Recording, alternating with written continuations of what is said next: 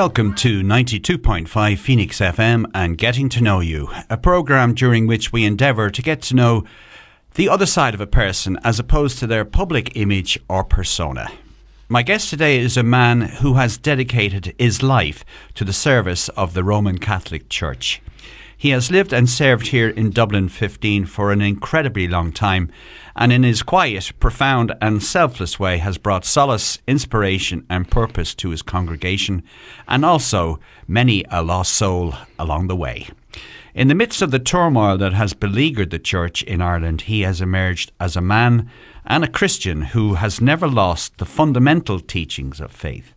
My research has revealed that he is much respected, admired, cherished and loved by the people of his parish. It is my great pleasure to welcome the Reverend Father Liam Hickey. Welcome, Liam. Oh, thank you so much, Tony. Your description, I think you're talking about somebody else.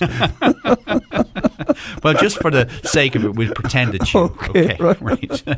Not at all, Liam. I don't think it does apply to someone else because I have been approached by a number of people to interview you. Very good. And they all speak of you as a man who has retained the core values of our Lord Jesus Christ and the teachings of the Catholic Church, not the big glamour, high kings of whatever, but the simplicity. Very good. And the basic thing to be good and kind and be nice to each other. That's what they say is your mantra. That's right. Am I right in saying that? Absolutely, as I see it. And that's what tends to be lost or tarnished in the church today is humanity, the human touch, the human. And I go to the supermarkets and I at night time, because the day is long and that, I go to the local pub. And really, what you get there is religion of the heart. And that is number one. And every story, which I'm only learning now, and the Jesus stories, always related to humanity, the human heart. And I'm only finding that out at 75 to 80 years of age. The utter humanity of the stories as compared with rules and regulations and joyless and you can't into this and that and the other. Yes, there's so many severe strictures imposed upon us. Yeah, and they did their best, our parents and that in our history of the country. They did their best, but the message was very tarnished, really. And how to get rid of that bug was some challenge, let me tell you. Well, when it started out, it was, a simple thing to love, honour, love your neighbour. There was commandments and there was guidelines to live a good life. Now, I mentioned the beleaguered church. In Ireland, we're all well aware of all the scandals and all the horrible things and terrible things. And I felt sorry for so many priests and nuns who were not at all involved in any of that, but got tarred with the same brush. That's true. How did you must have known people who suffered greatly as a result of being associated with the church. Oh yes, I certainly have, but it's that image was set up of kind of the priest of perfection and afraid of him. As a young child, if you saw the priest coming, you ran the other side of the road. Like that kind of image was disastrous. That's right. I remember my own brother. I had a brother who was what would be called simple now. He was mentally handicapped, and I suppose he had the mind of a 10-year-old boy in a man's body, and he looked like a big farmer, and he wore a suit, and he loved people. He'd go around and he'd shake everybody's hand, and there was a priest out in Finglas. His name was Canon Deasy. And he was one of those priests that was very dour and grim. But when he saw my brother would say anything. How's she cutting, Canon? How's she cutting? Brilliant. And the priest would reply, up the middle, Biddy, up the middle, which was the retort. But what I liked about it was there was a moment of humanity there that he saw that my brother hadn't got his folk.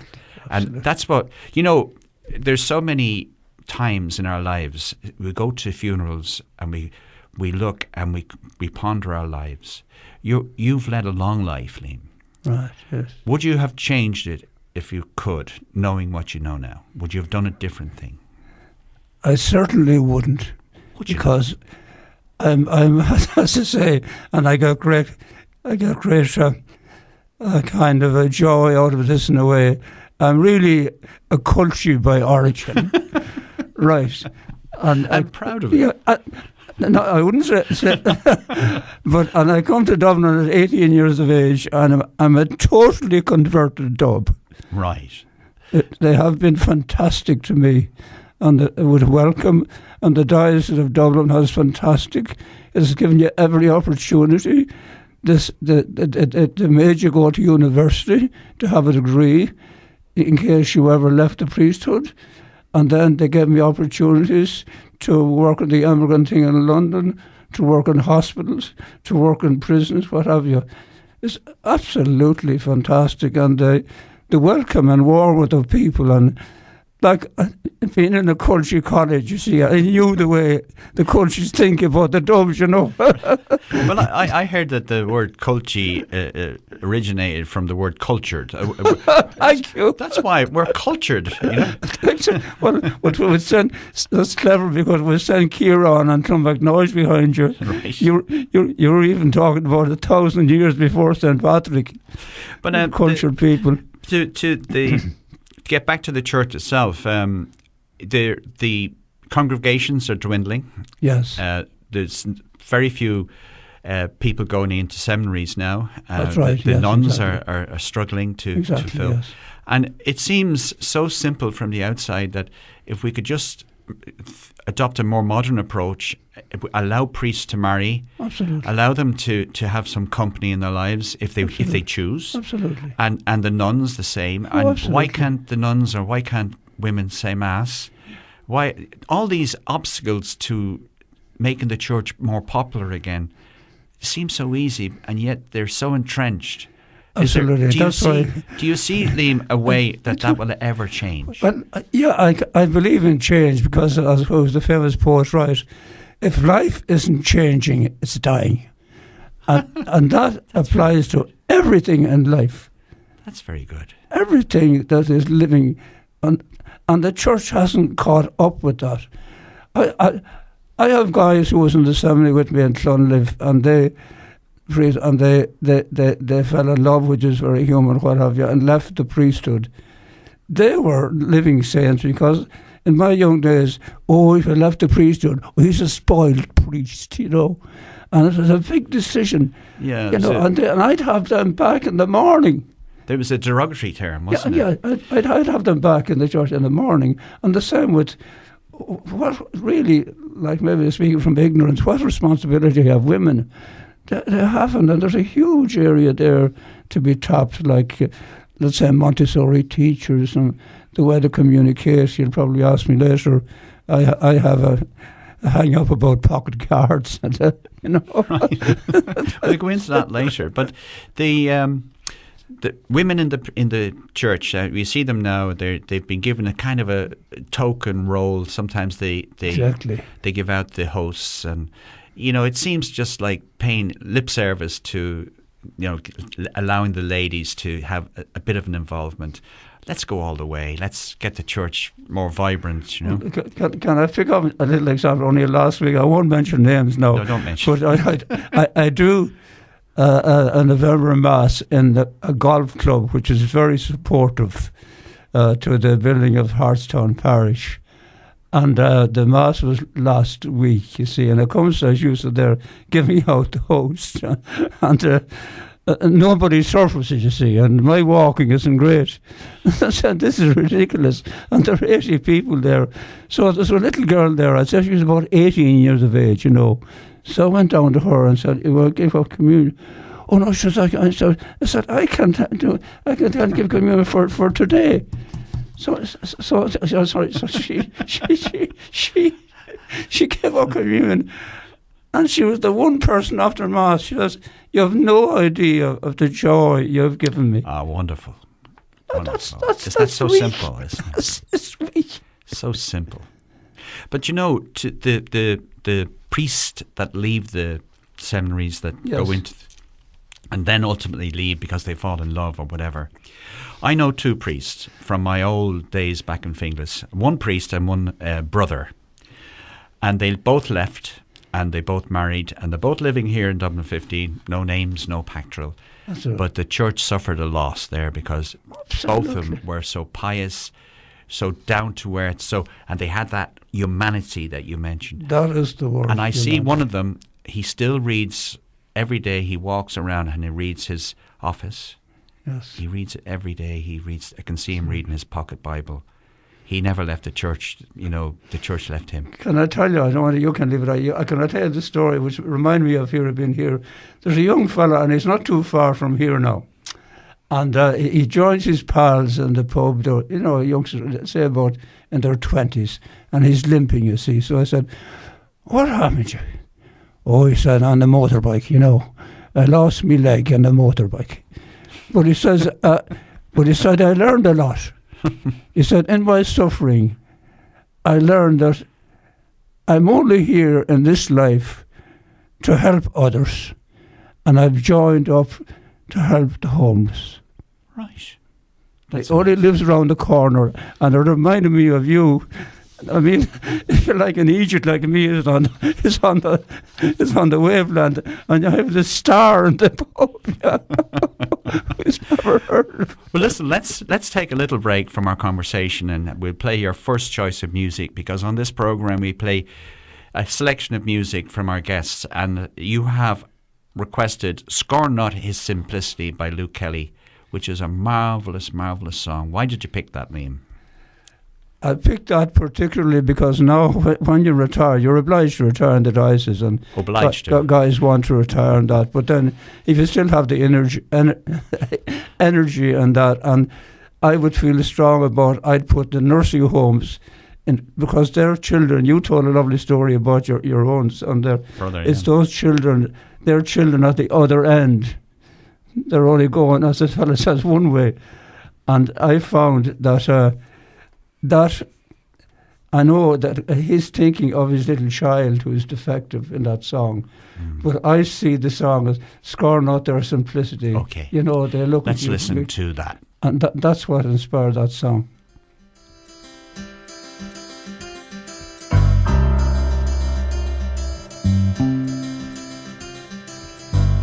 See the child with the golden hair, but eyes that show the emptiness inside. Do we know? Can we understand just how he feels, or have we really tried? See him now as he stands alone and watches children play a children's game. Simple child, he looks almost like the others, yet they know he's not the same. Scorn not his simplicity, but rather try to love him all the more. Scorn not his simplicity, oh no, oh no.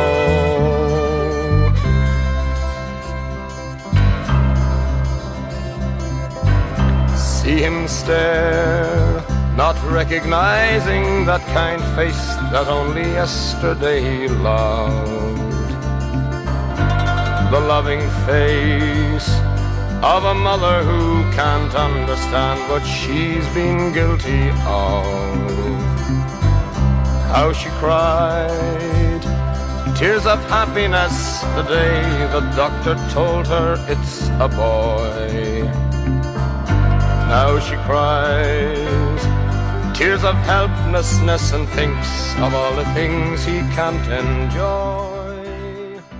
That was the very distinctive voice there of Luke Kelly singing "Scorn Not." Yeah, that's right. I think he lived near Whitehall, which I was in that parish for a time too.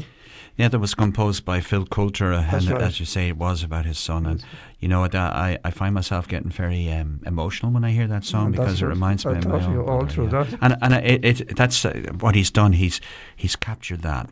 But you mentioned that you were retired, but you didn't voluntarily retire. You were kind of told to. Yeah, well, and the guys want to it as well, But what are you doing with yourself? Are you still helping in the parish?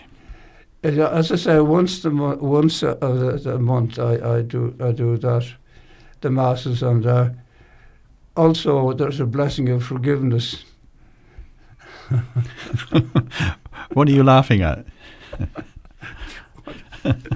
Okay, do I go ahead? Yeah. No. Say it as it is. So, as you said at the beginning about the state of the church and that, I've been fantastic privileged. You were sent to Hartstown if you like to try and negotiate a new parish, and there's nothing there, only cattle and sheep grazing. Amazing. No buses, nothing. The first 39A bus, I have a photograph of it. It's just unbelievable. Now, you have the best of young people, as you know, falling in love, and it's easy to say that. There's a lot of ins and outs. Trying to buy a house, trying to get up a family, and they're coming out, but they don't go to confession boxes. So now the question I asked myself, Liam, are they wrong or are you wrong? Right. And Vatican II, as you know, the fat Pope, which I love, the Italian, he was brilliant. He said, no more rules, let them all in. The fat Pope, the Italian, well done. So if you like, with Bishop Manley, Lord rest him, I talked to him, look, I said, why not celebrate forgiveness rather than taking of sins and stuff, to just welcome people and say, you're welcome, God loves you, and give them the blessing of forgiveness. And that's it. So he said, oh, Liam, yeah, you've got to take a risk, he said, yeah.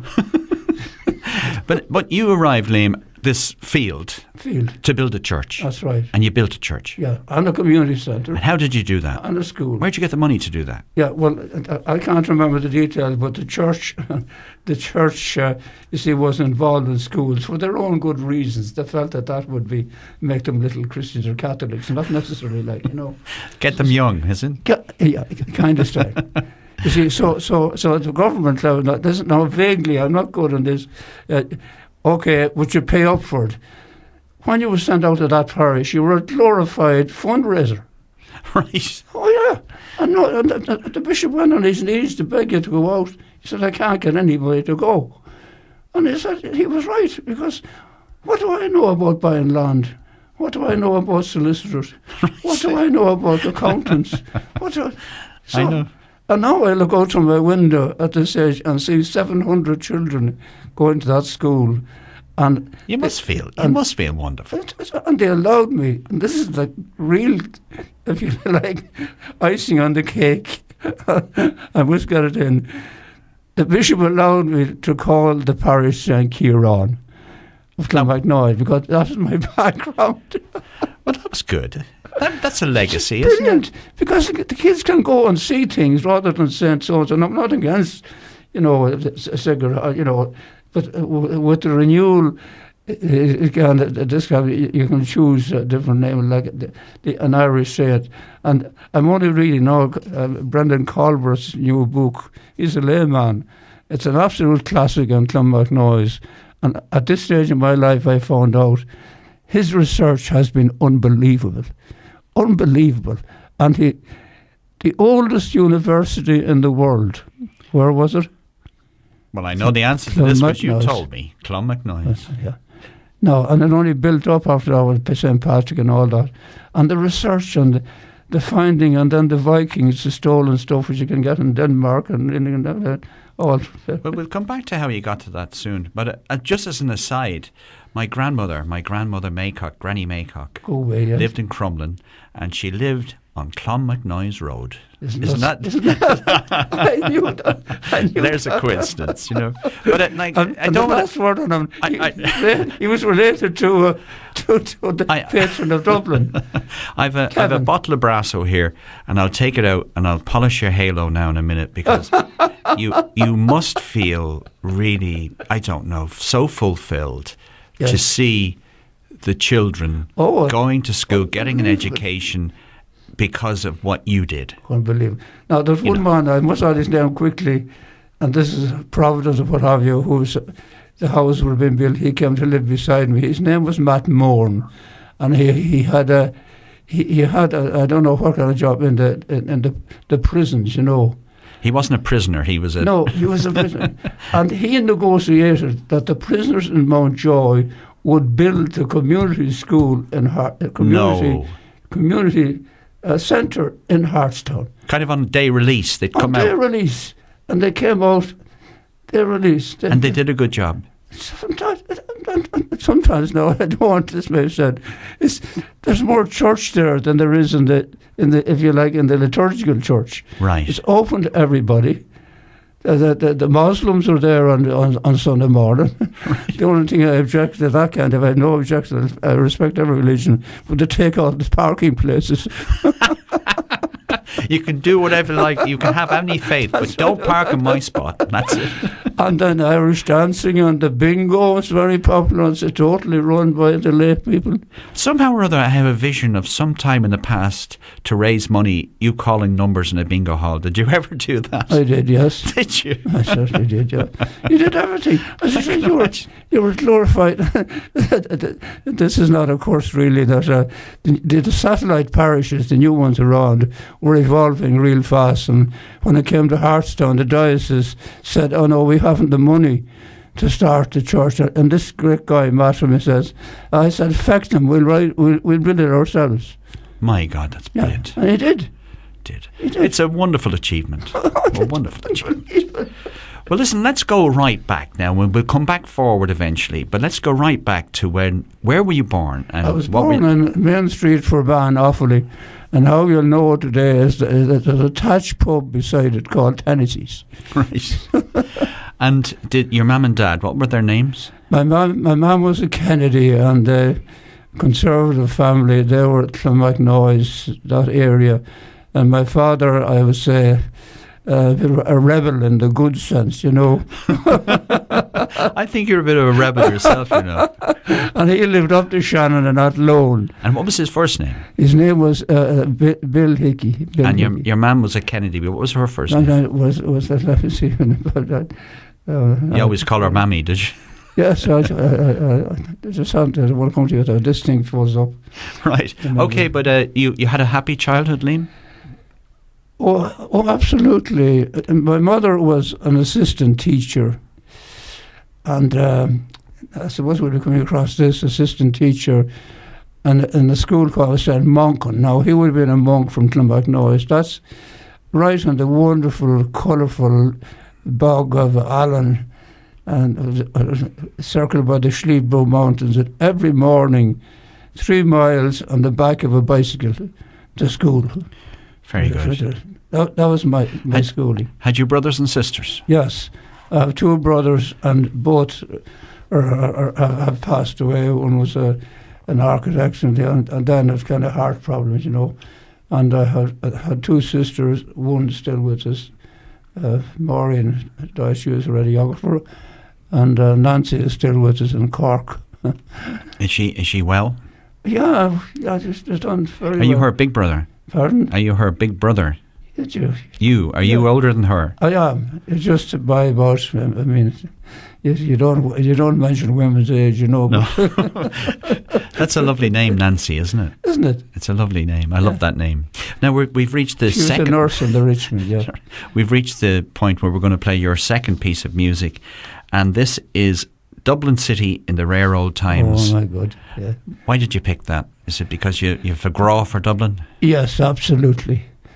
Graw. I know you'll come to football later, but I really have had a great graw. Well, let's listen to this. This is Paddy Riley.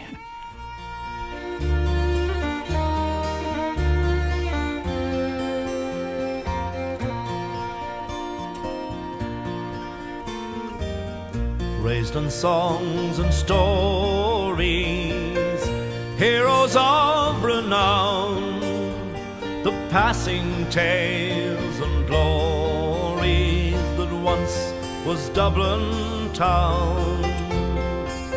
The hallowed halls and houses, the haunting children's rhymes, that once was Dublin city.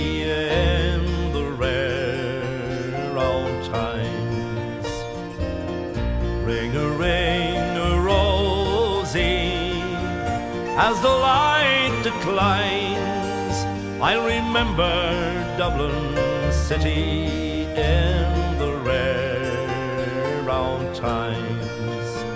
My name, it is Sean Dempsey, as Dublin as could be, born hard and late in Pimlico, in a house that ceased to be. By trade I was a cooper, lost out to redundancy, like my house that fell to progress, my trade's a memory. Ring-a-ring-a-rosy, as the light declines, I remember Dublin city in the rare old time. That was Paddy Riley in Dublin City in the rare old times, the second choice of music of my guest today, the Reverend Father Liam Hickey. Liam, can I ask you, how is your health? For where I'm at, my health is a miracle. Tablets are keeping me alive, really, you know.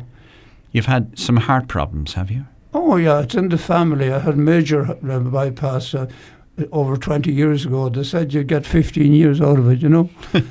So you're living on borrowed time. Now, the doctors are fantastic in technology, like, but the tablets have side effects, you know. As I see it, maybe out of ignorance, what's keeping you alive can also be, you know... Right.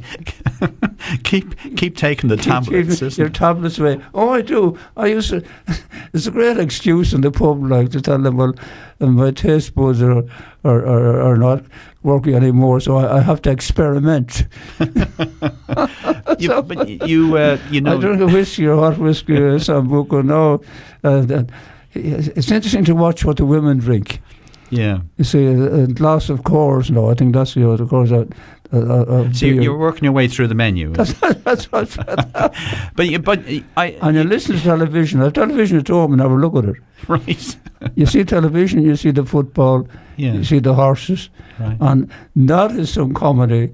To see the fellas egging on their horses. I won't mention the word. But you go to the pub really for company, is it? Absolutely. Social. Yeah, absolutely. And you enjoy it. And you must have some friends there. Absolutely, because women particularly and people, this is you talk about humanity, they'll be passing you by and say, oh, my daddy died during the week, somebody else is in the hospital, somebody else, just for a minute or two they'll say that to you. Right. Absolutely brilliant. Right. And I can give them a little card, you know. But I have banned confessions. Just get on with it. Yeah, get on with your life. You're forgiven. Just a word, yeah. And the way they look at you and say, "You're all right." You're rowing against the tide. It's unbelievable, Leslie. But you take a drink, but just for social purposes, and it opens. But it also keeps you involved in the parish, and you know what's happening. You know, and the fact that people come up and confide in you just shows you that they trust you. You know. Well, they're really wonderful, and I love the ballads, particularly on a Sunday night.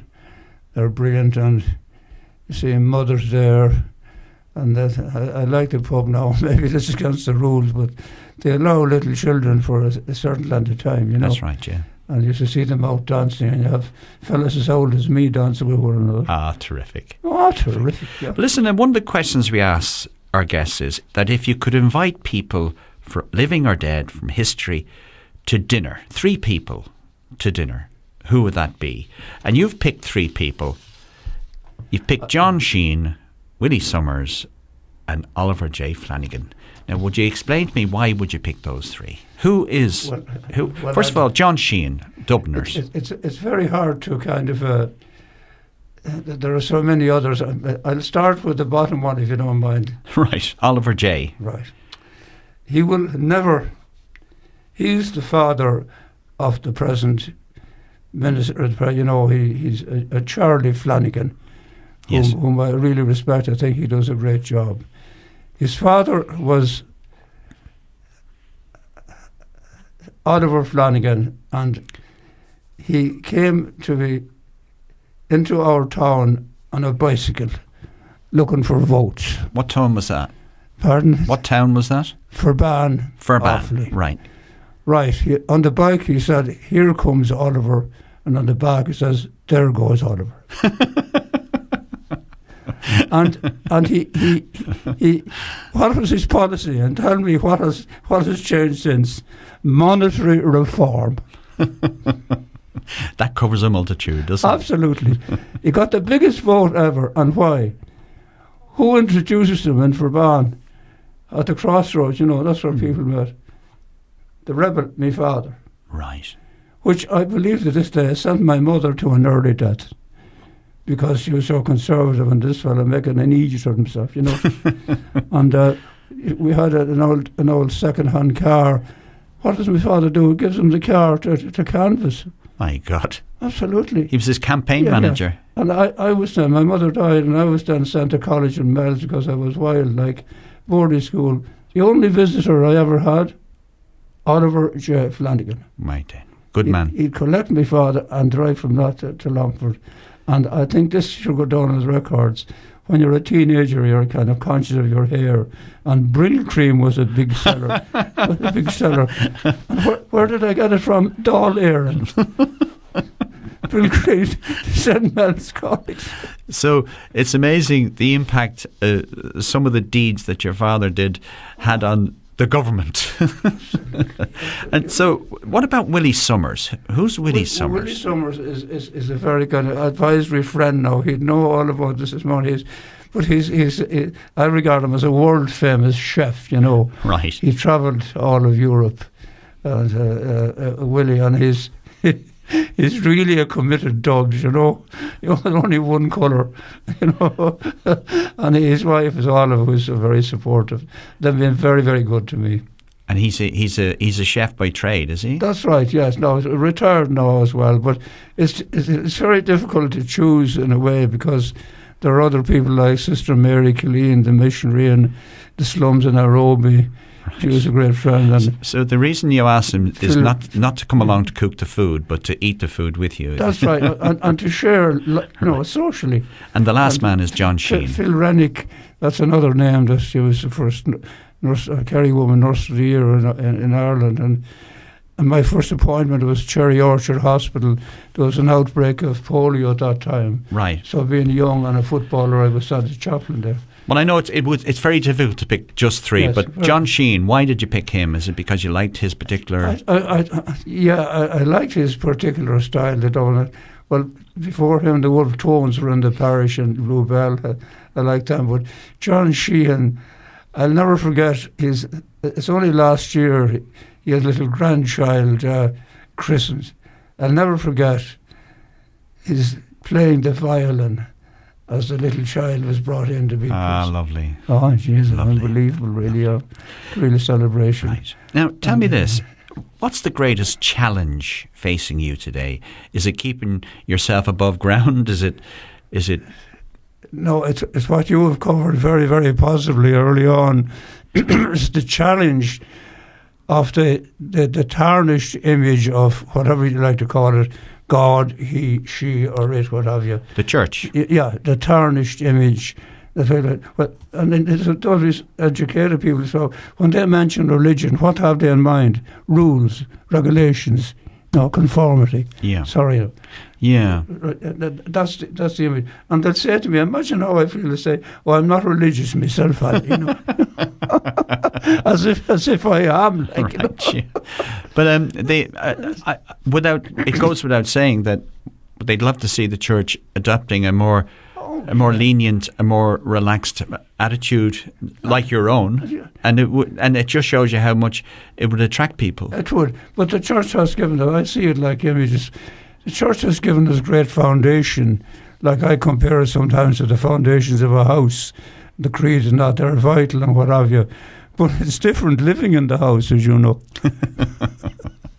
Well, there is always times in our lives when, at moments of despair, when we're feeling low and abandoned, that you like to believe that God is there Absolutely, and or listening whatever to you, like to call it, you know, or whatever you want to call him. There's someone out there who's worried about us. That's absolutely. You know, someone to watch over us. Well, now, to move on to less serious subjects, holidays. When you were a young fella, did you ever go on holiday, or you have obviously travelled?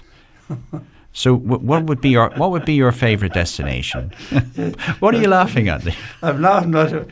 You're making me go to confession, but to tell the truth, in the seminary, because no money, what have you, another fella and I decided to hire a motorbike. Right. And we drive down through all Europe, you know. Right. On the motorbike, down through England, and we went to Belgium and then down in Italy. Was brilliant, really, especially the welcomes. No, we had no money for anything. They'd give you a place, maybe a shed or something to live in at night, you know, just sleeping for the night. And then, of course, the orchards were lovely. We tipped in and... There is one of those rules you have: thou shalt not steal. Somewhere there. As the kids say at school when they don't understand what. What is there any country that you've visited that you really liked?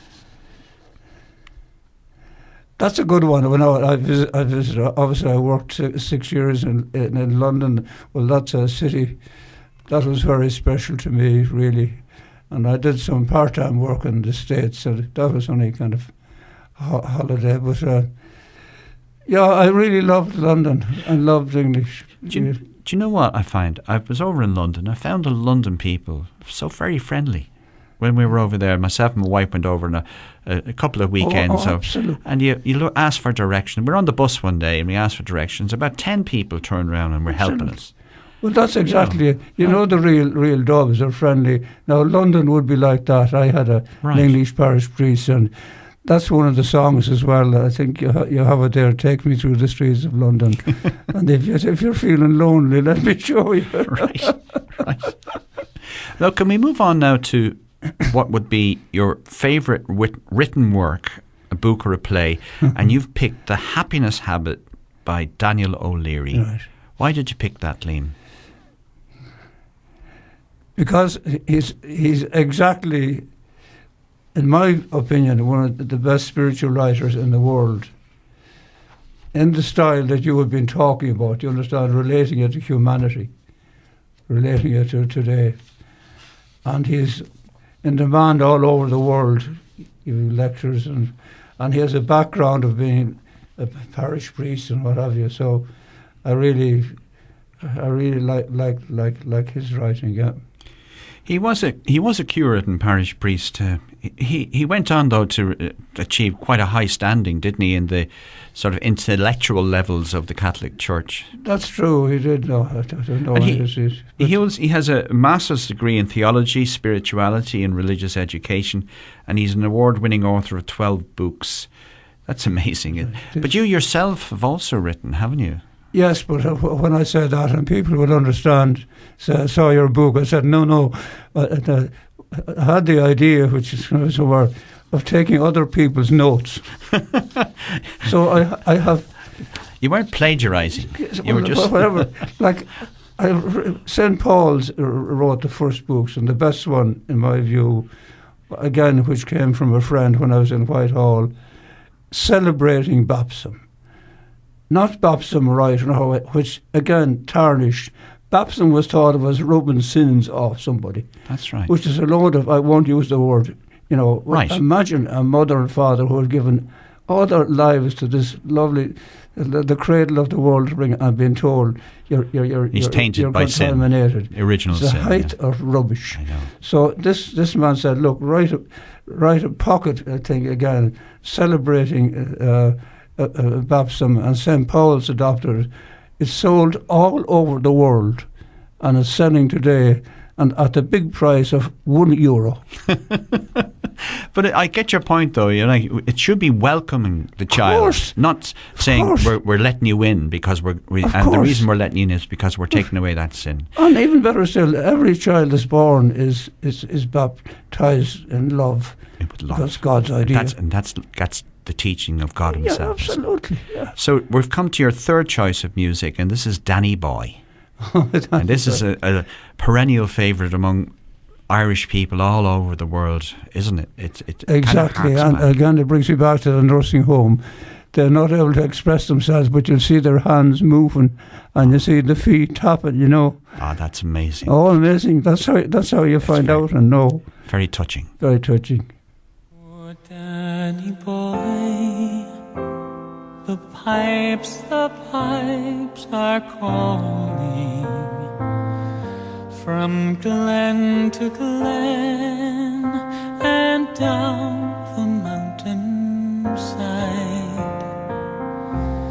the summer's gone and all the flowers are dying. 'Tis you must go and I must bide. But come you back when summer's in the meadow, or when the valley is hushed and white with snow. 'Tis I'll be there in sunshine or in shadow.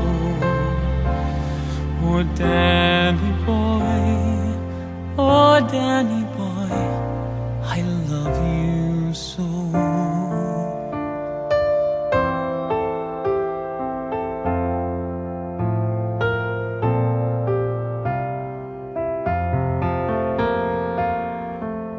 And if you come when all the flowers are dying,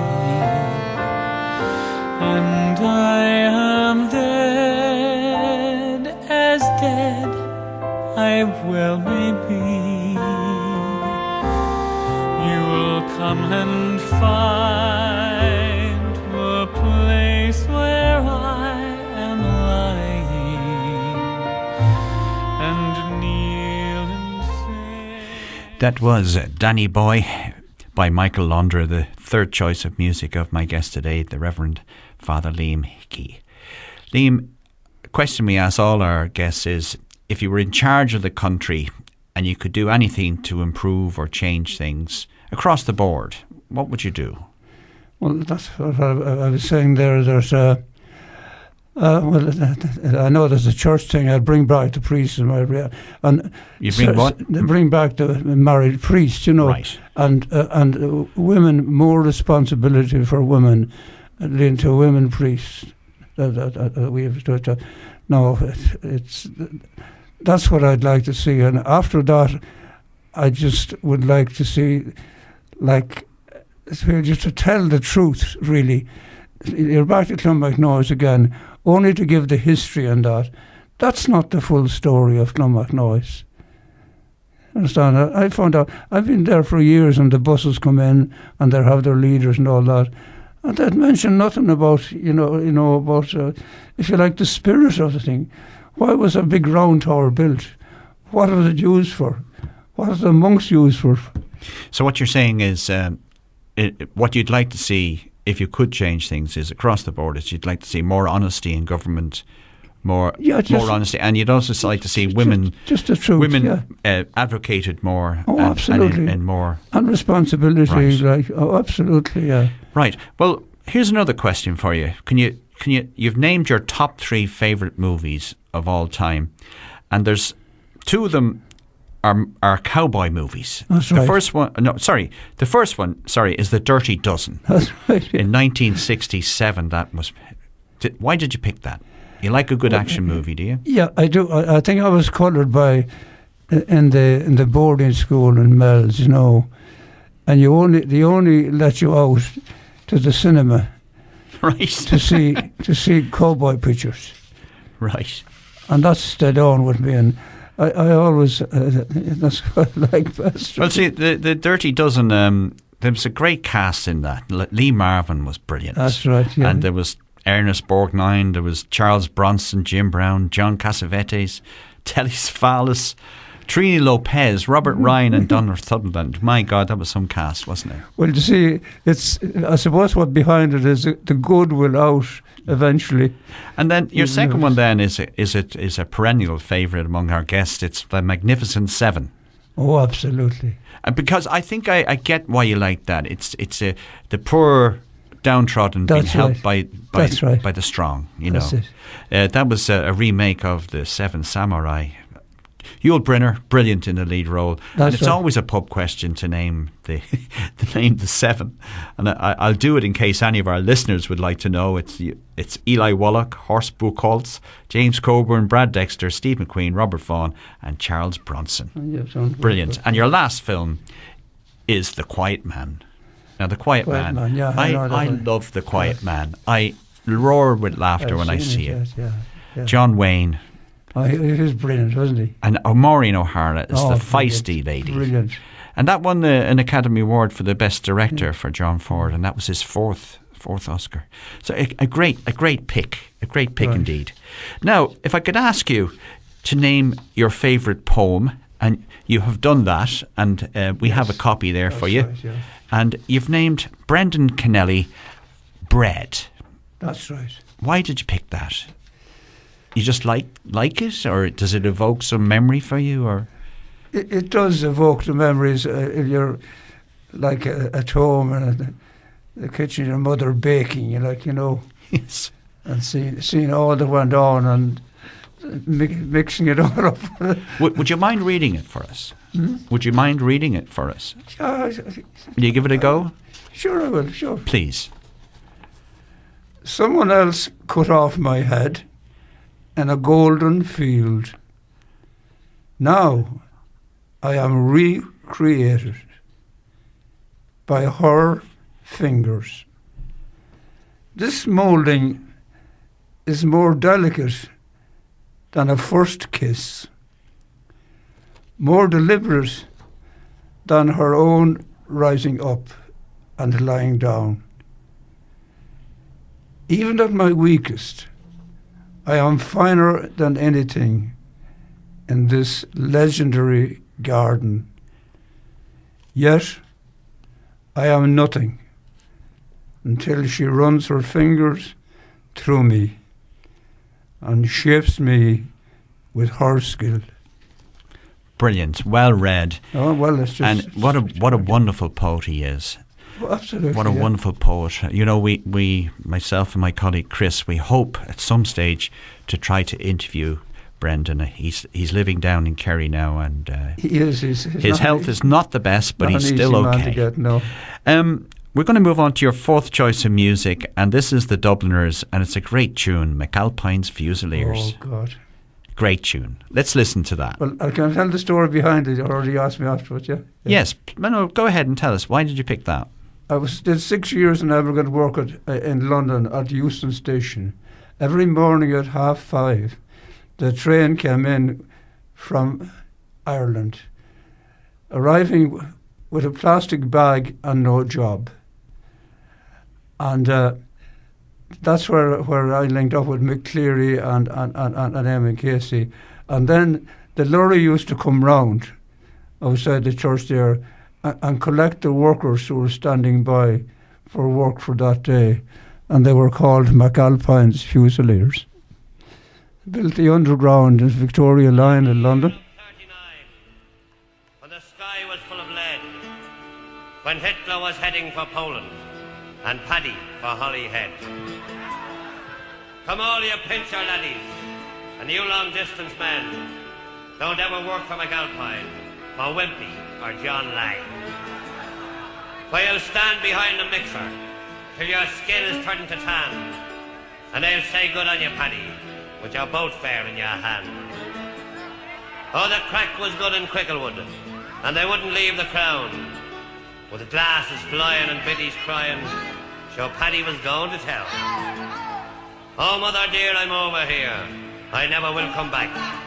What keeps me here is the rake of beer, the ladies and the crack. Oh, as down the glen came McAlpine's men, with their shovels slung behind them. 'cause in the pub they drank the sub, and up in the spike you'll find them. They sweated blood and they washed down mud with pints and quarts of beer. And now we're on the road again with McAlpine's Fusiliers. I've stripped to the skin with the darky flint. That was the great Ronnie Drew and the Dubliners with McAlpine's Fusiliers. Fourth choice of music of my guest today, Father Liam Hickey. Can I ask you, you mentioned earlier on that you worked with Eamon Casey and Mick Cleary. What was that like? What were they like to work with? They were unbelievable in their generosity. And this is in London town where the immigrants are coming over without a job and without housing. And they united together, and Mick Cleary would go to the hotels and could let girls there, not just Irish girls, and go on tours and that. And Bishop Casey, he was in Cricklewood. He'd provide housing for the immigrants until they got a job, you know.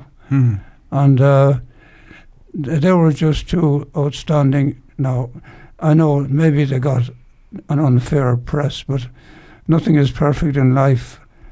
You know, there's always the mix, but they would be the two outstanding people in my life.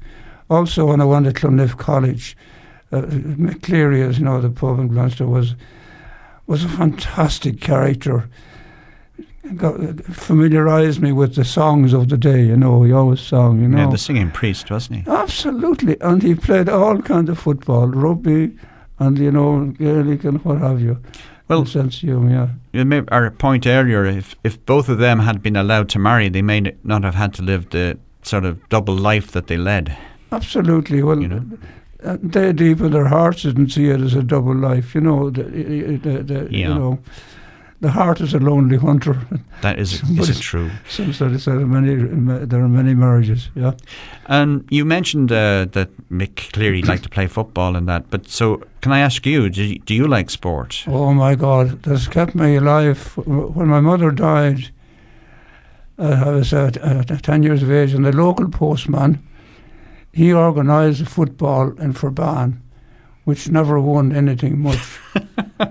and I couldn't afford the football boots, so he got the loan of them. Right. And he brought that team to win My God. the county minor championship. No way. Unbelievable. Now that medal, I don't care. It is not that I wouldn't want to win an All-Ireland medal, but it's nothing in comparison with winning the local medal. What was his name? Jimmy Dolan. Jimmy Dolan. Dolan, yeah. Jimmy Dolan. The other was Athlone when it changed over there and got on the team there, you see. Mel's was. And do you follow sport nowadays? Oh, yeah. What do you like? I'm ignorant of certain... I won't mention the negative. I was brought up on the Gaelic football. Mel's, they won everything in those days. And that's why I liked Dublin. To me, whether Dublin win or not doesn't matter. They set a new standard of football that's fantastic. Right. Of a fast play, imaginative, and they can toughen up too if you want that style. Right. Now you mentioned Jimmy Dolan there, and he's also one of the three people that you admire or regard as heroes. So you've spoken about Jimmy, but then there's also Joe Drumgoole, a priest. How did he affect you? How did he influence you? Joe was a legend, really. Like he should, as we say, he should have been in the Abbey, you know. We know a few of them. And he had a great understanding of the cultures because... The cultures? Yeah, because he went to school in Ballinasloe. Right. So he knew the way they think, you know. They think. Yeah. Right. This is an altogether different animal. Everywhere you go, he has a sense of humour and just an unbelievable character, really. He had great sayings that still keep coming back to me. And then lastly, your mother and father, they set you on the road, did they? Oh, absolutely. My mother was an assistant teacher, making very little money. My father was more interested in this monetary reform in New Ireland. So, what do you do to relax? So you go to the pub, you have an odd drink, you're working your way through the menu. I think you mentioned Sambuca. That's right. We wouldn't drink too many of them now. Oh, no. Right. But I want to keep you going for Or I wouldn't drink too many. I like I must admit, I like it, and so does Chris, my producer today. We both like Sambuca. It's a hot water bottle for an hour in your tongue. And you'd watch the telly, would you? Yeah, only in the pub. The horses, and also I like golf, and obviously the football. But listen, Liam, unfortunately, we've run out of time, as I'd love to speak to you for another hour. And I just want to mention one name before I finish, because it had a huge influence on me. That was Sister Mary Colleen, who works in the slums of Nairobi. Well done. Listen, I want to thank you. I want to thank you for coming today, Father Liam Hickey. If all priests were like you, perhaps the church might be a different place. Go dead or what? My producer and co-presenter of this programme is Chris Hitchcock on sound. My name is Tony Maycock, and you're very welcome to join us here on Getting to Know You every week on 92.5 Thank you very Phoenix much. FM. This was a real Santa here early on. Bye-bye. Coming. Thank you. Poiché